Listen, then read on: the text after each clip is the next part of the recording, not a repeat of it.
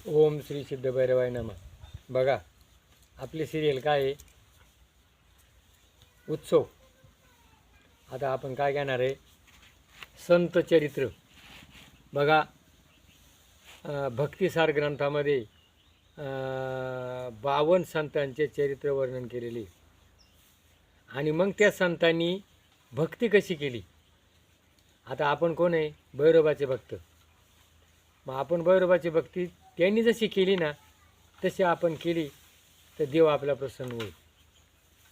मग त्यांनी भक्ती कशी केली, निष्काम भक्ती केली.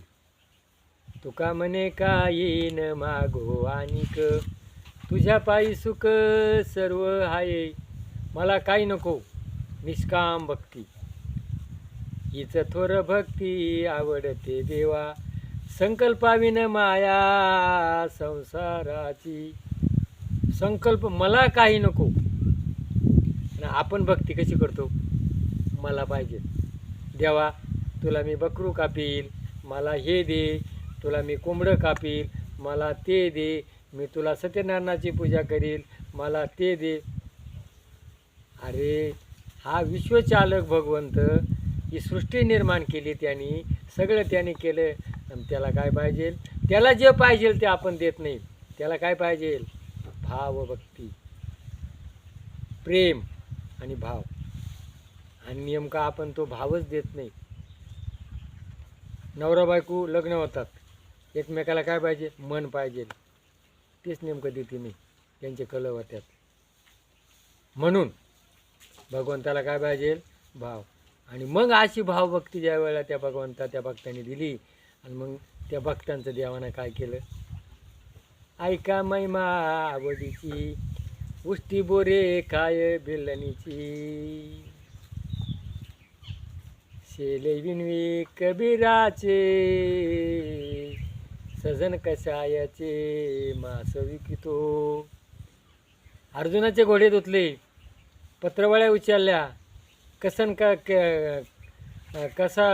कसाब्याचे मांस विकलं, गोरोबाचे मडके घडले, शेणा नाव्याची दाढी केली, कबीराचे शेले विणले.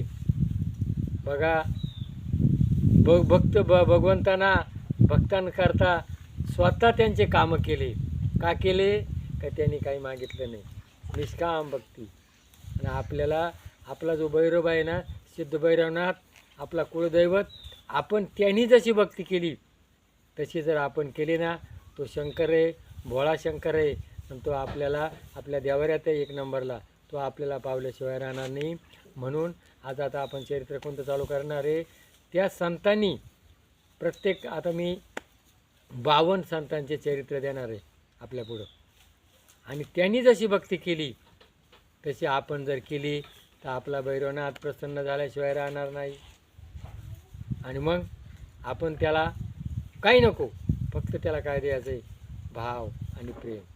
तू मज व्हावा, तू मज भ्यावा, वेळोवेळी व्हावा पांडुरंग पांडुरंग.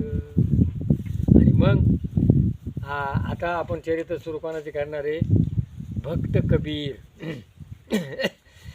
कबीर कोण होता, गोष्टी शेले विणायचा. आणि कबीराचा जन्म कसा झाला, कबीर काय होता, आयोनी संभव. कबीर आणि नामदेव या दोघांचा जन्म कसा झाला, शिपल्यात. शिपलं ज्या वेळेला त्यांच्या आईवडिलांनी शिपलं उचाकलं, त्या शिपल्यामध्ये हा कबीर सापडला. नामदेवही शिपल्यात सापडला. हे दोघं जे आहे ना, ते आयोनी संभव आहे. आणि मग हा कबीर. आणि मग त्या कबीराचं तो काय करायचा, शेले विणायचा आणि भगवंताची भक्ती करायचा. आणि मग गरिबी होती, जर काम केलं तर मिळेल, काम नाही केलं तर मिळणार नाही. आणि मग तो जेव्हा भक्तीत तलीन व्हायचा तेव्हा तो काम विसरून जायचा. आणि मग भगवंत काय करायचा, त्याचे शेले विणायचा. बघा अशी भक्ती चालू असताना प्रत्येक गावामध्ये जे कुटाळा असतात, जो चांगलं करतो ना, आजही आहे. बघा तुकाराम महाराजांना लोक काय म्हणत होते, वेडा तुक्या म्हणायची. आज लाखोचे लोक तुकारामाचे म्हणतात, श्रीमंत तुकोबा आहे, आणि त्याला वेडा म्हणायची. आज मी भैरोबाचं चॅनल सुरू केलेलं आहे. मलाही लोक याडा म्हणतात, याडावलं ती देवाचं काम करते. आणि मग त्या कबीराच्या घरी संत आले होते. आणि मग ते संत काय म्हण, आम्हाला बा रात्रभर मुक्कामाची सोय झाली पाहिजे, आणि मग इथं कोणी करील का. आणि त्या कुटाळ लोकांनी त्या कबीराचं घर दाखवलं. कबीराच्या घरी गेले. बघा 10-15 पाहुणे कबीराच्या घरी आले होते. आणि कबीराच्या घरी जेव्हा 10-15 पाहुणे आले, बघा कबीराच्या घरी संत आले पाहुणे, आणि घरात खाया नव्हतं तिळभर अन्न. अहो 15 पाहुणे घरात आले आणि घरात तिळभर अन्न नव्हतं खायला. आता यांना खायला काय घालायचं. आणि दोघं नवरा बायको आणि त्यांचा मुलगा कोण, कमल. 3 माणसं घरात होते. मग आता काय करायचं भगवंता, आता काय करायचं. आणि मग कबीराच्या बायकोनं काय ठरवलं, म्हणे महाराज मी आता काय करते, एक मारवाड्याकडे जाते, किराणा दुकान आहे, आणि त्याच्याकडून बाजार आणते. आणि म्हणे सेठ माझ्या घरी पाहुणे आलेत, संत आलेत, मला बाजार द्या. तो काय म्हणतो दुकानदार मारवाडी, हा तुला बाजार देतो, माझे पैसे केव्हा देशील. देईल म्हणे मी. नाही म्हणे एक करशील का, तू आज रात्री माझ्या घरी येशील का, मी तुला बाजार देतो. चालेल म्हणे.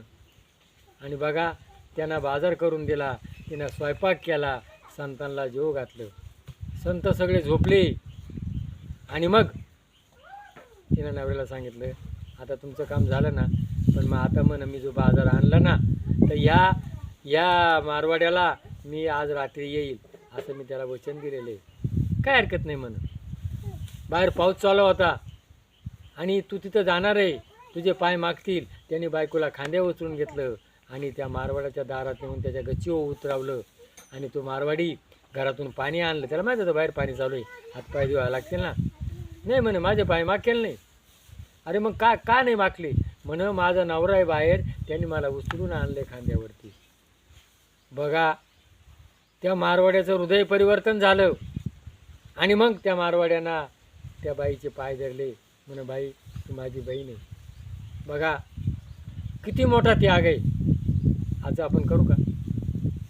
आपण काय करतो देवाला, निष्काम जे जीव मारतो, कोंबडा मारतो, बकरू मारतो. आणि त्याने काय केलं, आज करेल का कुणी. आणि मग तो त्याच्या पाया पडला. झालं, गेले काही दिवस निघून गेले. आता पाहुणे कबीराच्या घरी पाहुण्यांना जेवण मिळतंय ना, साधू संतांना माहिती झालं. आले परत दुसरे पाहुणे.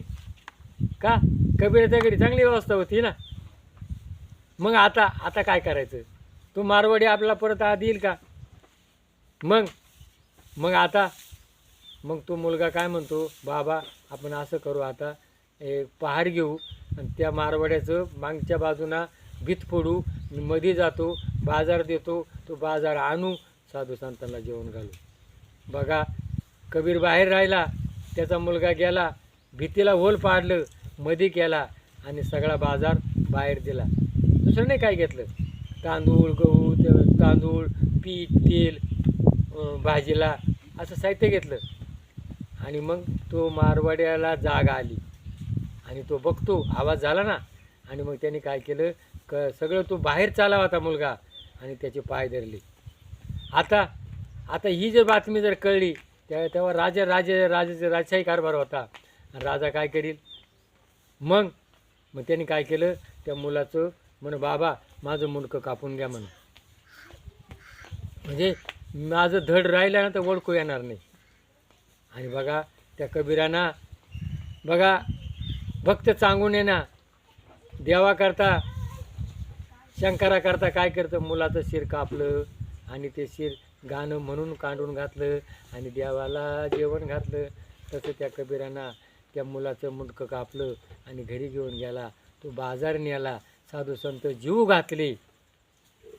आणि मग त्यांनी बघितलं का सकाळच्या पारी साधू संत चालले होते. पण ज्या वेळेला त्यानं राजाकडे नेऊन दिलं ते धड. आणि मग ते धड सुळावू दिलं होतं आणि ते साधू संतांना नमस्कार करत होतं. माझ्या जीवनाचं कृतार्थ झालो, मी साधू संतांना जीव घातलं, माझा जरी देह गेला तरी चालेल. आणि मग त्या साधू संतांनी काय केलं, राजाकडे गेले. म्हणे महाराज ते 16 कोण दिलेले? म्हणे हाही कोण आरोपी. मग ते कबीराच्या घरी गेले, तिथे मुंडकं घरात होतं. आणि मग त्याने ते मुंडकं आणलं आणि त्या धडाला जोडलं आणि ते जिवंत केलं. बघा, आपल्या भारतीय संस्कृतीमध्ये बघा किती त्यागाची भूमिका होती. आणि आज ही भक्ती आज आपण करायला पाहिजे. ही भक्ती जर आपण केली तर आपला जो खेडचा भैरवनाथ आहे ना, हा प्रसन्न झाल्याशिवाय राहणार नाही. निष्काम भक्ती. देवाला काय द्या? आपलं हृदय द्या, मन द्या, भावभक्ती. ना आज आपण काय करतो? भावभक्ती करतो. आपण कोणची भक्ती करतो? व्यापारी भक्ती. तुला मी ते देईल, तू मला दे. अरे ते त्याला काहीच नाही लागत. जे देवाला द्यायला पाहिजे नेमकं आपण ते देत नाही. आणि ते जर दिलं तर आपल्या कुटुंबामध्ये सुद्धा एकमेकावर भाव नाही राहिला. कुटुंब आहेत, कुटुंब काय झालेत? गोठे झालेत. म्हणून कुटुंबाचे गोकुळ वाण्याकरता चला कृष्णाच्या गावाला जाऊ रे, सारं गोकुळ धुंडून पाहू. गोकुळ म्हणजे काय? प्रेम. गोकुळ म्हणजे काय? आनंद. आनंद, प्रेम हा केव्हा येईल? एकमेकाचा भाव असला तर. आणि मग आपल्याला असे भावभक्ती करायची, आपल्या कुटुंबामध्ये गोकुळ करायचे, एकमेकावर प्रेम करा, जगा आणि जगू द्या. आज काय झाले? माझं भरलं पाहिजे, विकृती झालेली आहे. माझं भरलं म्हणजे जात, मला कोणाची गरज नाही. अरे जगा आणि जगू द्या. या जगात आली, या जगात येताना काही आणलं नाही, नेताना काही नेणार नाही. आणि मग जोपर्यंत आहे तोपर्यंत कसं जगा? भावभक्ती, प्रेमाने जगा. कुटुंबात एकत्र या, एकमेकाच्या गोडीनं राहा. कुटुंबात राहा, गावात राहा, तालुक्यात राहा, देशात राहा. आणि आपलं भारताचं नाव साऱ्या जगात उज्ज्वल करा. जय हा व्हिडिओ जर आपला पटला असेल तर याला सदस्य व्हा आणि क्लिक करा. जय भैरवनाथ महाराज की जय.